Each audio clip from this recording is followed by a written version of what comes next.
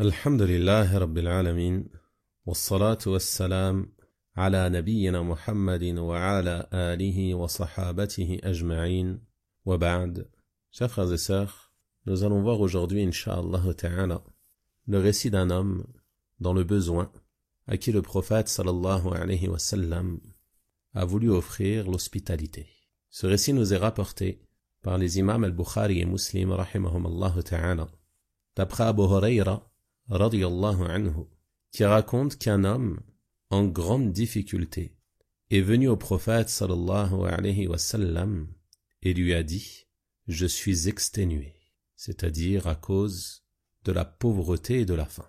Suite à cela, le prophète sallallahu alayhi wa sallam, comme cela était connu de lui, il avait pour habitude sallallahu alayhi wa sallam d'honorer son hôte et d'être bienveillant et bienfaisant envers les gens dans le besoin. Il informa donc de la situation de cet homme l'une de ses épouses, afin qu'elle puisse envoyer de la nourriture et que cet homme puisse se nourrir. Mais cette dernière lui dit « Je jure par celui qui t'a envoyé avec la vérité, je n'ai que de l'eau. » Elle n'avait aucune nourriture à pouvoir offrir. Il le fit alors savoir à une autre de ses épouses, qui répondit la même chose, jusqu'à faire le tour de toutes ses épouses, qui répondirent toutes une à une, « Je jure par celui qui t'a envoyé avec la vérité, je n'ai que de l'eau. » Le prophète sallallahu alayhi wa sallam s'adressa donc à ses compagnons et dit, « Qui souhaite offrir l'hospitalité à cet homme cette nuit ?» Un homme parmi les Ansar répondit alors, « Moi au messager d'Allah. » Et on dit que cet homme était Abu Talha radiyallahu anhu, dont on verra un autre récit à son sujet et au sujet de sa générosité. Ce dernier partit chez lui et dit à sa femme, « Fais honneur à l'invité du messager d'Allah sallallahu alayhi wa sallam. » Et dans une autre narration, il est rapporté qu'il dit à sa femme, « As-tu quelque chose, c'est-à-dire as-tu quelque chose à offrir à cet homme, afin de le nourrir et de l'honorer ?» Et cette dernière répondit que non.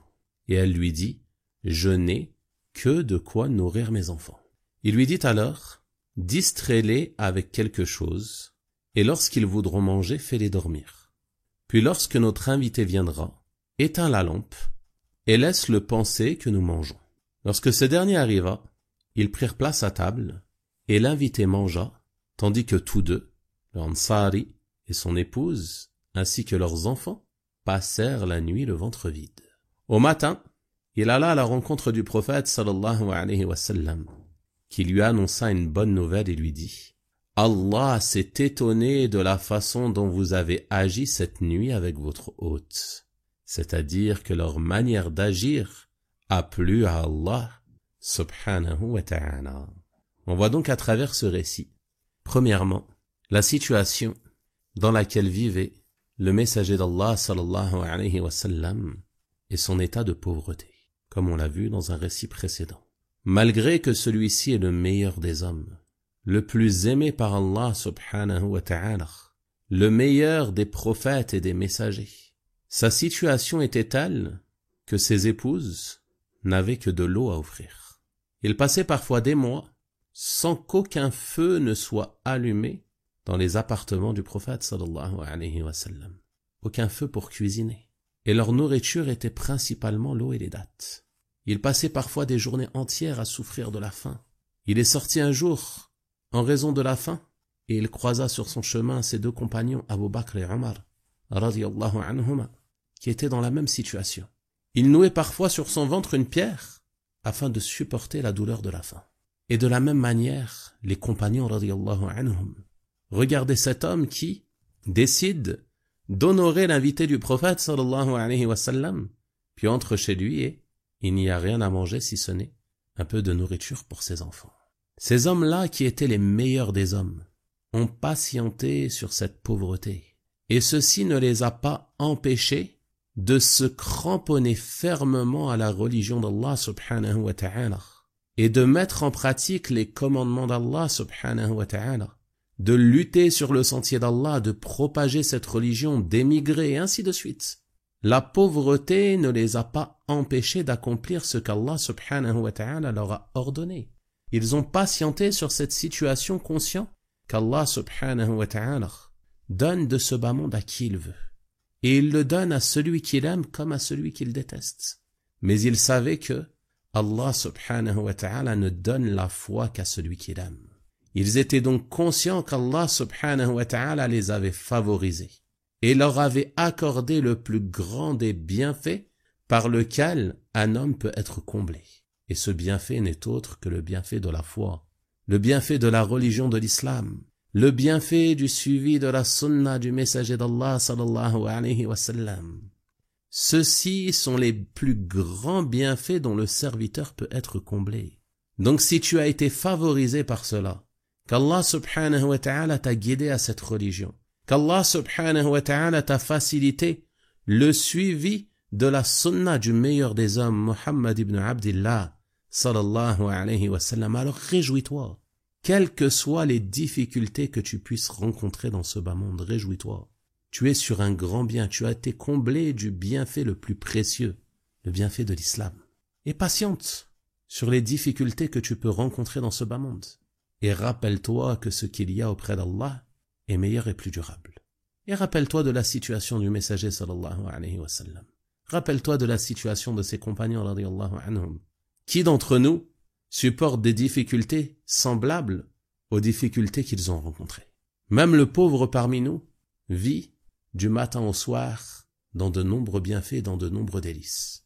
Wallahu al-musta'an. Deuxièmement, parmi les leçons bénéfiques que l'on tire de ce récit, il y a la permission pour l'homme qui se trouve dans le besoin et la pauvreté d'informer de sa situation afin de pouvoir être aidé, et ceci ne fait pas partie des demandes blâmables.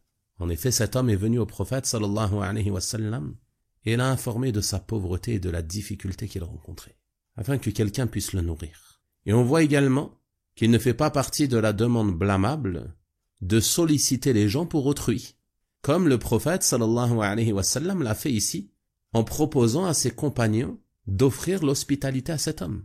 Donc si quelqu'un est dans le besoin, et que tu en informes d'autres personnes afin qu'ils lui viennent en aide, ceci ne fait pas partie des demandes blâmables, et il n'y a pas de gêne en cela, incha'Allah ta'ala, au contraire.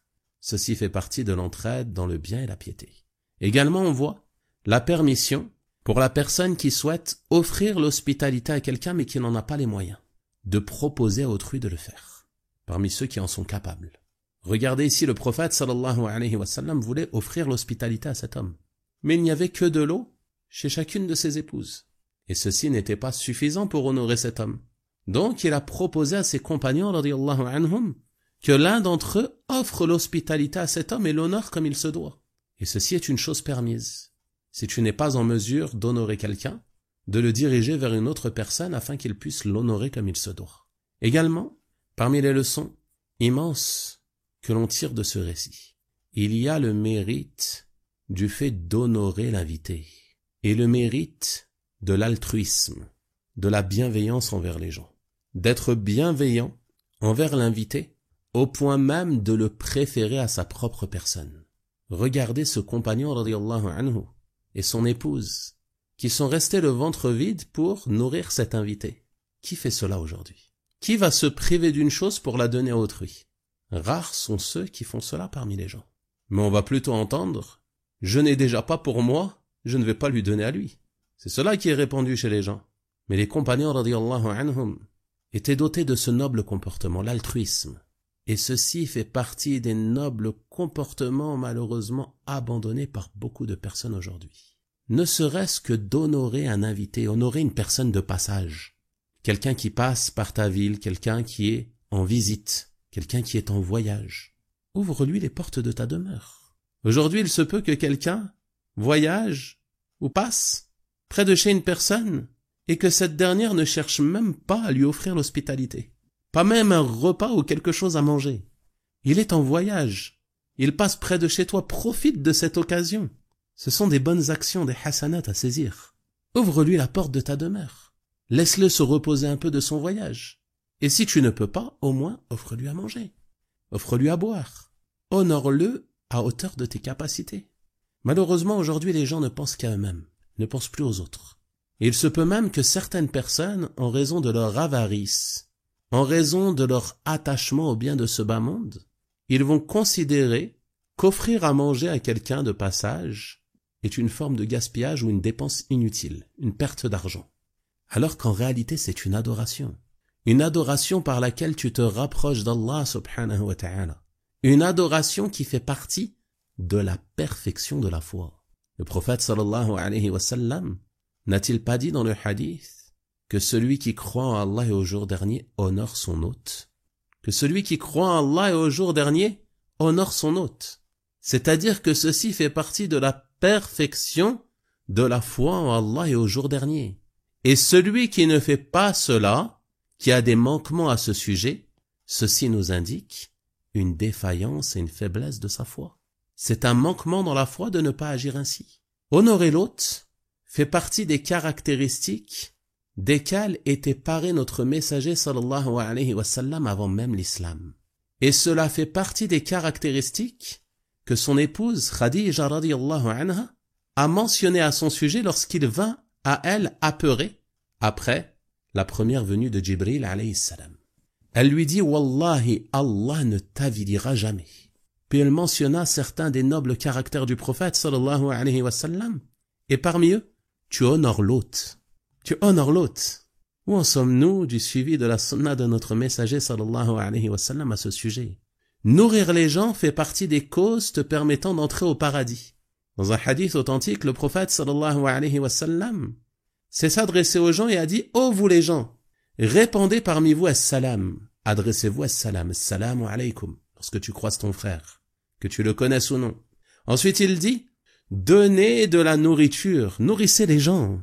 Nourrissez les gens, et plus particulièrement s'ils sont dans le besoin. » Mais nourrir les gens fait partie des actions qu'il a mentionnées ici dans ce hadith. Ensuite il dit « Et priez la nuit, lorsque les gens dorment.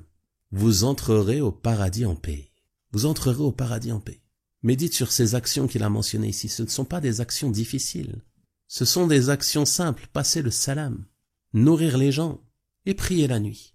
Des actions qui sont pourtant malheureusement aujourd'hui délaissées par nombre de gens.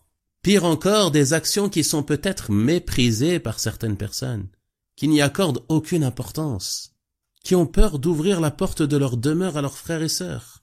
Honorer l'invité, cela fait partie des actions qui plaisent à Allah subhanahu wa ta'ala comme il est venu dans ce hadith. Et ceci a d'autant plus de valeur et d'autant plus d'importance en ces jours, les jours de Ramadan, alors que les gens jeûnent. Nourrir les jeûneurs fait partie des nobles actions par lesquelles tu te rapproches d'Allah. Le prophète sallallahu alayhi wa sallam a dit dans le hadith, selon le sens, celui qui offre un repas de rupture à un jeûneur, alors il a la même récompense que lui, sans que cela ne diminue en rien de la récompense du jeûneur. Allahu Akbar. En une seule journée, tu peux jeûner des dizaines de jours. Ou même en une seule journée, même si tu ne jeûnes pas, tu peux jeûner des dizaines de jours. Simplement en nourrissant des jeûneurs, en leur offrant le repas de rupture. Saisis cette occasion.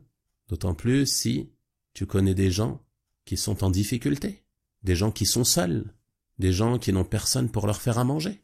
Profite de cette occasion immense pour nourrir des gens, offrir l'hospitalité à tes frères et sœurs, les nourrir afin d'atteindre le paradis d'Allah, bi'idhnillahi ta'ala.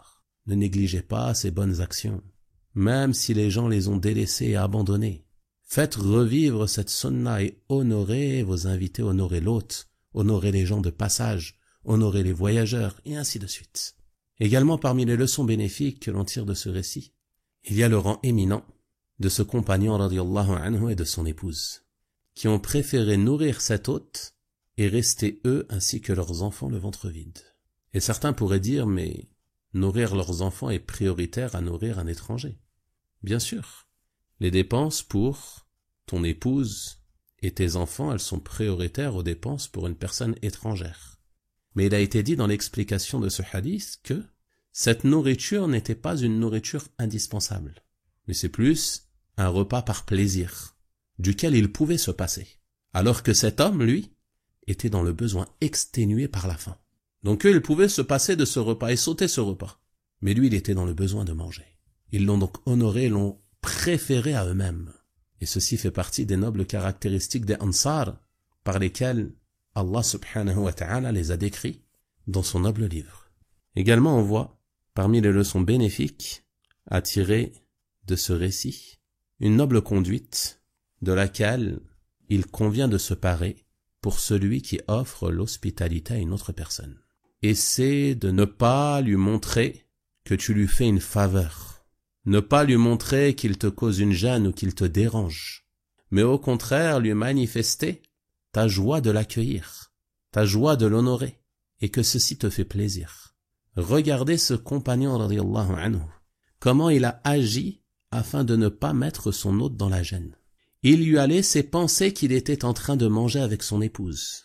Ils se sont assis avec une assiette vide, laissant penser qu'ils étaient en train de manger, afin que lui soit à l'aise et puisse manger sans être gêné par le fait qu'eux n'ont rien à manger et qu'ils ont le ventre vide. En effet, si tu invites quelqu'un et que tu ne manges pas, il va être gêné, il ne sera pas à l'aise. Il va peut-être même penser que ceci est ta nourriture que tu avais préparée pour toi ou autre chose semblable. Alors que si tu te joins à lui, que tu manges avec lui, que tu prends le repas avec lui, il va être à l'aise, inch'Allah. Il va manger à son aise et à sa faim. Et c'est ainsi qu'a agi ce compagnon, radiyallahu anhu, afin de ne pas gêner son hôte, et afin de pouvoir l'honorer de la meilleure des manières. Et où sommes-nous de tels comportements? Aujourd'hui, il se peut que si quelqu'un reçoit une autre personne, ne va pas lui poser à manger, va lui demander s'il a faim. Est-ce que tu as faim? Est-ce que je te sers quelque chose à manger? Est-ce que je te sers quelque chose à boire? Et ceci est contraire à la bonne manière d'honorer l'invité. La bonne manière d'honorer l'invité est de lui poser. Et s'il n'en veut pas, il n'en prendra pas. Pose-lui, mets-lui devant lui, honore-le. Sers-lui à boire, sers-lui à manger. Ne lui demande pas, car si tu lui demandes, tu le mets dans la gêne. Et c'est comme si tu lui fais savoir que ceci est une faveur. Ou alors, il se peut que cela laisse à penser qu'en réalité, tu n'as pas envie de lui offrir. Donc il sera gêné et refusera. Comme c'est le cas dans de nombreuses situations. Wallah al-musta'an. Donc, il nous convient de nous précipiter vers ces bonnes actions. De nous empresser, de ne pas attendre, mais d'offrir la nourriture, d'honorer l'hôte, d'honorer l'invité, et ainsi de suite parmi les bonnes actions qui font partie des nobles caractères desquels il convient aux musulmans de se parer.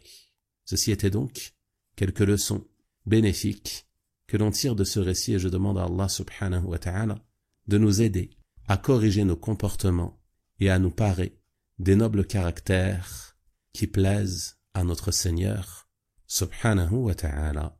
Wa sallallahu wa sallama wa baraka ala nabiyyina Muhammad wa ala alihi wa sahabatihi ajma'in walhamdulillahi rabbil alamin wa jazakum Allahu khayra.